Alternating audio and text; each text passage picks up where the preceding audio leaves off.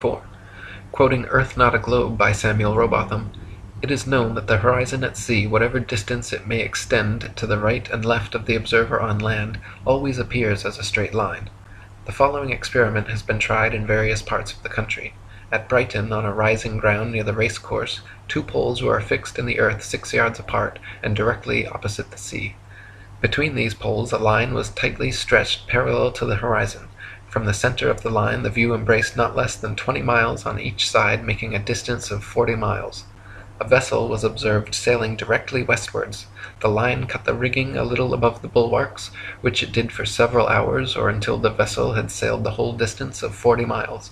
The ship, coming into view from the east, would have to ascend an inclined plane for 20 miles, until it arrived at the center of the arc, whence it would have to descend for the same distance.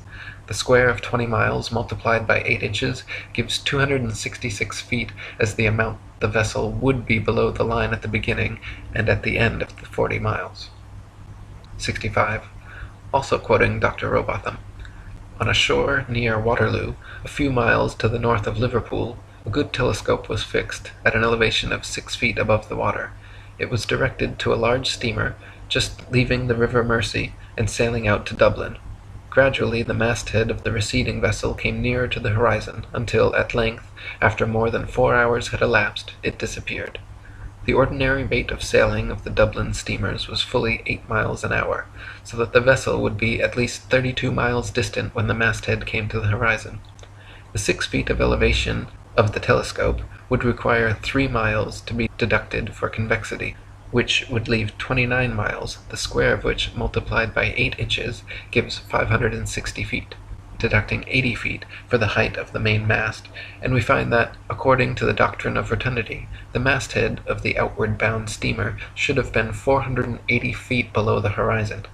Many other experiments of this kind have been made upon sea-going steamers, and always with results entirely incompatible with the theory that the earth is a globe."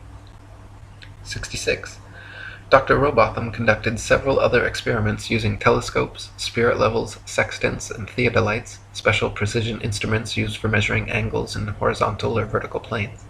By positioning them at equal heights, aimed at each other successively, he proved over and over the earth to be perfectly flat for miles without a single inch of curvature. His findings caused quite a stir in the scientific community, and thanks to 30 years of his efforts, the shape of the earth became a hot topic of debate around the turn of the 19th century.